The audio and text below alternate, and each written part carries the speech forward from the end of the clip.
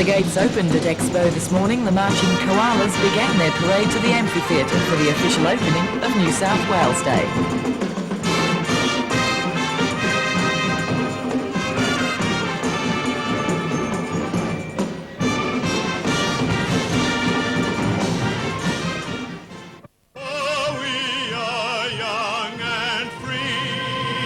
During the opening ceremony, the band performed the national anthem with Australian opera company baritone John Fulford.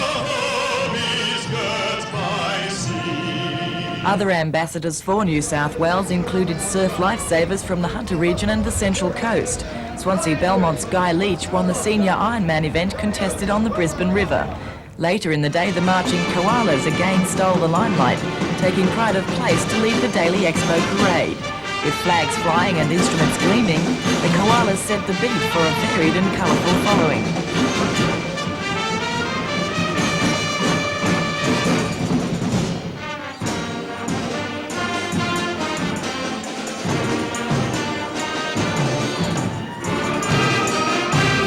The marching koalas have performed several times overseas, and next year they plan to represent Australia and Canada and America.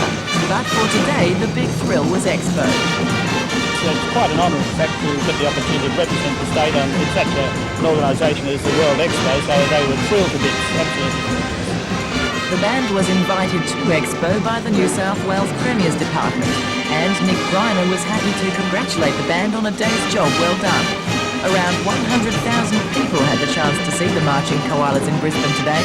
Since opening about 10 weeks ago, Expo has attracted more than 6 million visitors. No doubt crowds will be as big as ever when the band makes a return visit to the Expo site in September for the annual Warana Festival. Belinda Borissow reporting from Expo in Brisbane for NBN News.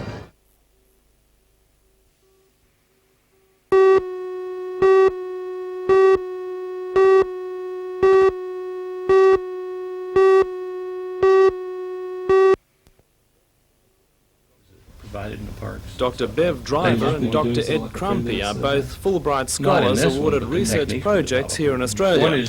They'll spend up to a year working on better ways to find out who comes to the Hunter for a holiday and what they expect when they get here. It's not an easy task, but the scholars believe the principles of marketing any product, from toothpaste to trucks, can be applied to tourism.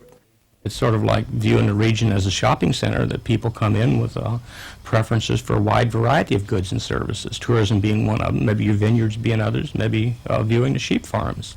The doctors will be working closely with the Hunter Valley Research Foundation, which has already undertaken many tourism and leisure surveys. That research will be integrated into a much broader strategy which should help future researchers to more closely understand the needs of visitors and to better anticipate future trends in a growth industry.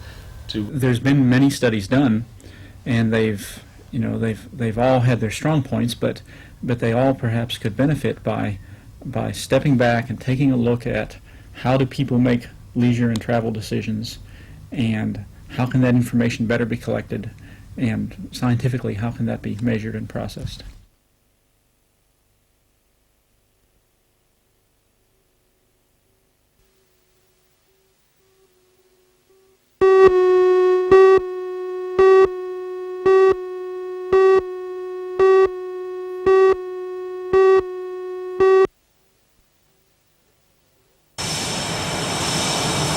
The RAAF now has in service 46 of the ultra-modern fighters, with 29 more due to be delivered in the next 2 years. Many claim the Hornet is the best fighter in the world, however it has now come under a cloud. The problem lies here in the plane's vertical tail fins. Tiny fatigue cracks discovered in the internal skeleton structure of several FA-18s prompted media reports suggesting they were unsafe, a claim the Air Force has been quick to reject. Not a flight safety look at them, it's a preventative maintenance if you want to look at it that way. So there's no chance. Wing Commander Gary Riley says the RAAF has known of the cracking for several months, but considers it a relatively minor teething problem.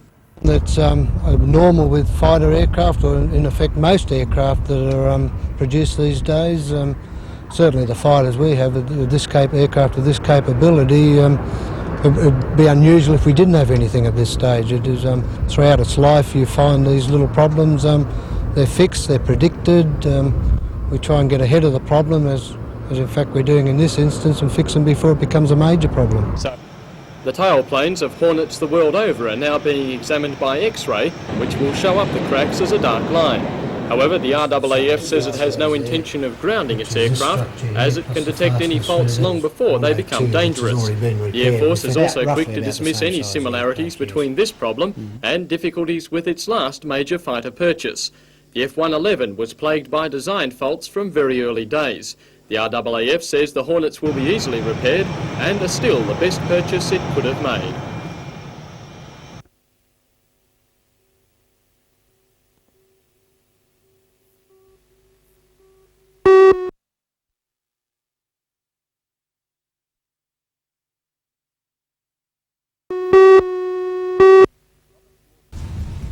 Robert Gordon Hill was killed instantly when the roof of this old garage in Mapoona Street collapsed and crushed him. Hill, his wife and another man had been demolishing the building during the past 2 weeks using the timber for firewood. They were preparing to pull the roof down when tragedy struck. Despite desperate attempts by neighbours to free Mr Hill, he remained pinned until Kurrambong SES and police rescue personnel could move the heavy roof.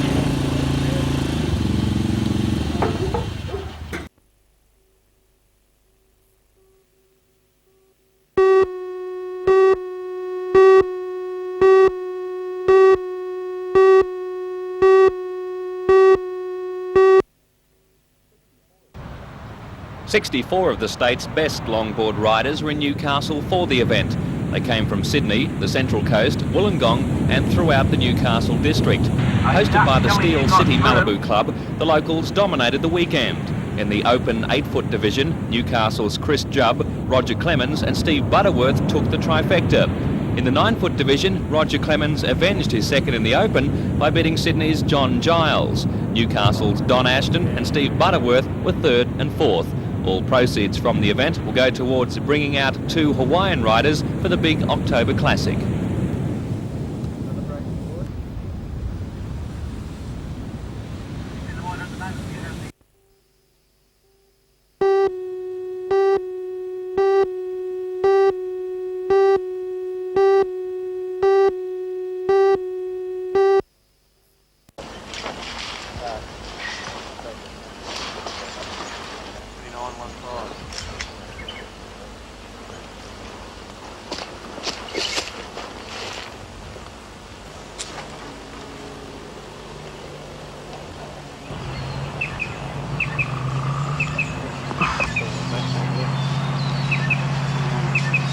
I just said we'll put it on there and race it out way.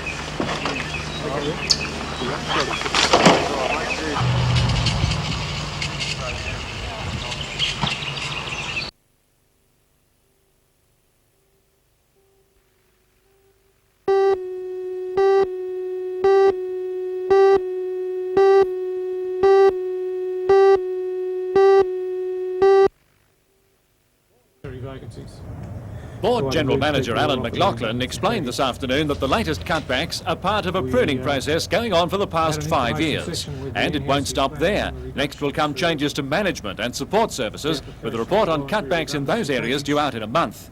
The reorganisation announced today, which will see outdoor staff reduced by 30%, varies from the usual approach. Up till now, positions were reviewed as vacancies arose and reductions achieved by not filling many of them.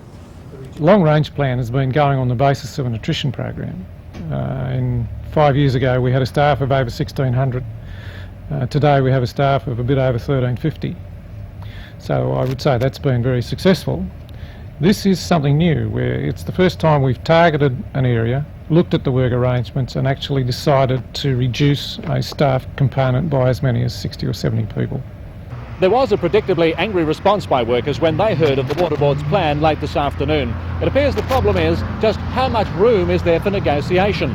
The board says that there could be 5 months of talks before they even begin to implement the plan. But this chart of changes presented to the union this afternoon has it saying that there's very little, if any, room for compromise. Its immediate reaction was to register a dispute with the Industrial Commission. We believe the sensible thing was to notify the Commission of a dispute to try to head off any unnecessary industrial action. Are you worried that there could be a strike as early as just this coming weekend? I certainly hope not. I certainly hope not, and the indications that I've received from my delegates in the field is that they will wait until I can get to them formally sometime next week.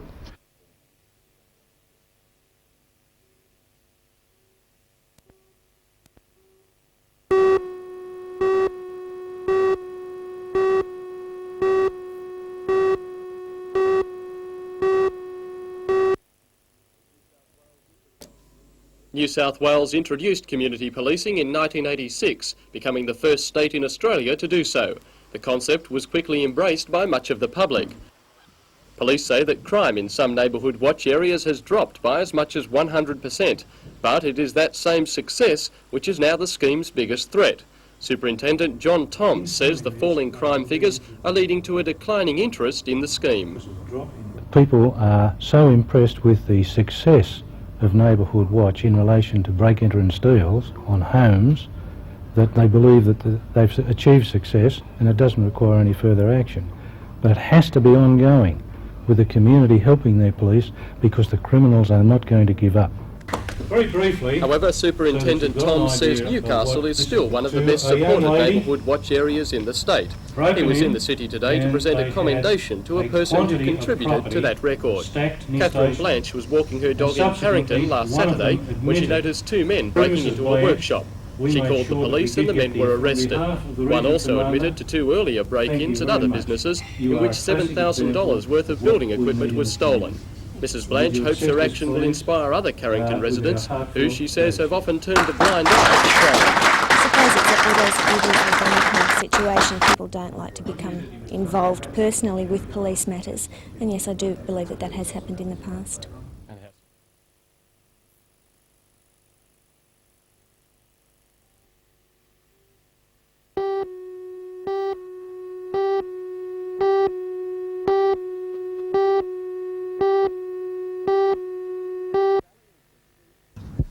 Sally is the speedster of Australian women's cricket, having been a member of the national team since 1985. Highlight of her career was touring England last year and playing in all 3 test matches. However, the elation of that trip soon soured as the 25-year-old was dropped in January for a tour of New Zealand. It was a bit disappointing, but I didn't really deserve to get in at all. I had a very bad tournament, so they're the breaks, you know. Since being dropped, Sally has worked determinedly on her game and it's paid off. The Craig McDermott of women's cricket has forced her way back into the latest Australian team to play in the 4th Women's World Cup starting in November. To be played in Perth, Sydney and Melbourne, the championship has attracted teams from England, New Zealand, India, Ireland and, of all places, the Netherlands. It's a competition Sally believes the Aussies will win. Oh, I think we'd have to be rated number 1, certainly, because we beat New Zealand 3-0 in the series that the girls went to New Zealand, and we beat England on the tour last year quite convincingly. And I believe there's even teams from the Netherlands playing. That's right. I don't know how they started, but they're...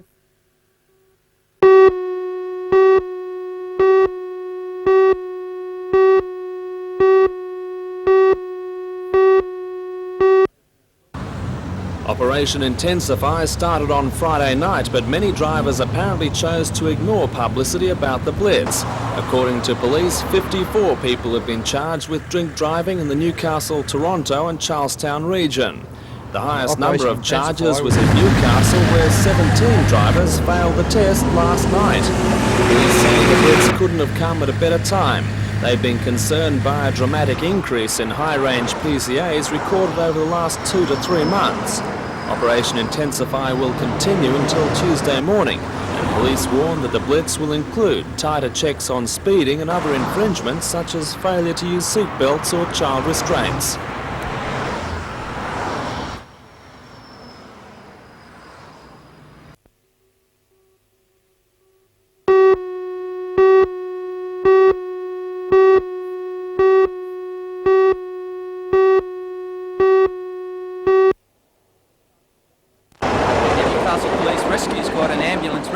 Plus the local fire brigade went to the Tickhole Tunnel area at Cardiff after being called soon after 4:30 this afternoon.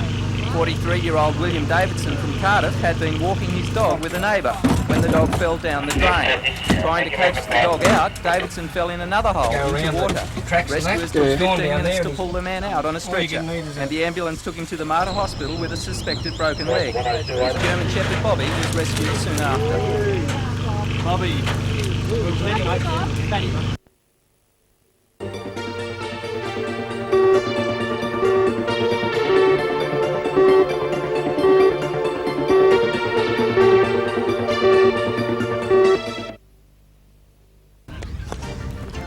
In the news tonight, Chris and Bob Finance show there's no barrier to playing top-class hockey. The Newcastle couple play veterans hockey for players 35 and older, and with the state selections already under their belts, they're improving with age. For all the news, join us tonight at 6.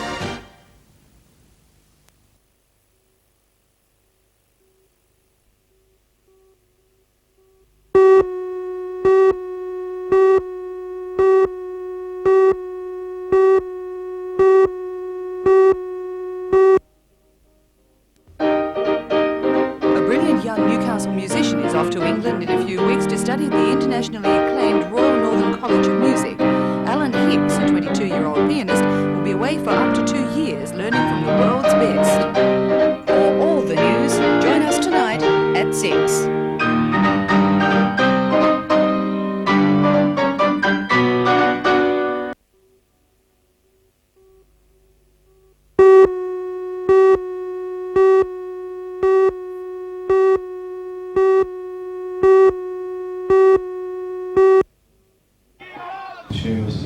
Senator Bolkus told the Newcastle Prices Action Group that public surveillance of supermarket pricing is working. The sampling system is simple but effective. A shopper selects a number of standard items from the shelves and compares the bill with the price of identical shopping lists in other cities and states. Figures for July indicate a slight drop in prices in state capital cities and regional centres, but a price rise in rural towns. Chewy's supermarket at Elanor Vale was reported as the most efficient store in regional New South Wales. Senator Bolton says there are still problems to be overcome, such as confusion over new scanner pricing. Some supermarkets have been made to standard prices on goods and down on the shelves as specials. Consumer groups also want a new price labelling system indicating cents per standard unit of product instead of the existing system of confusing prices in varying quantities. The Senator says consumer power can achieve better standards for shoppers. This afternoon that some supermarkets' takings have gone down $5,000 a week because of the fact that they've been exposed as having dearer prices than supermarkets close by. In Newcastle, where you can have $10 difference for the same list of goods from one supermarket to another, then obviously that sort of pressure is important in enhancing competition, and that's what we're doing. Okay. Well, on the question of setting price.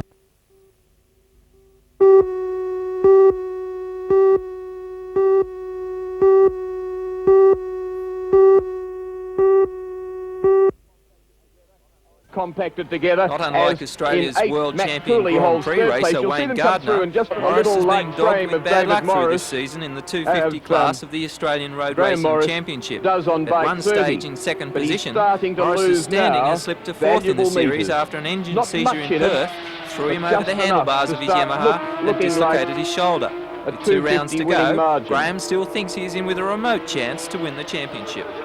It still depends on, I've got a good chance of winning the remaining rounds. Basically it just comes down to whether or not any of the opposition have any problems, I've obviously had dramas this year mechanically, so the same can happen to them.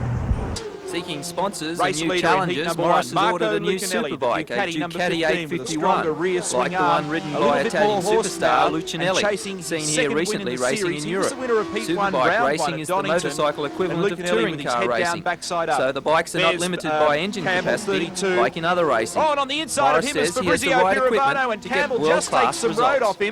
It's something I've got to do because that's the growing class in the world right now, and I've decided to pick a bike that's a little bit unusual and it's rare, and it should create a lot of interest, and hopefully I can bring some good results home.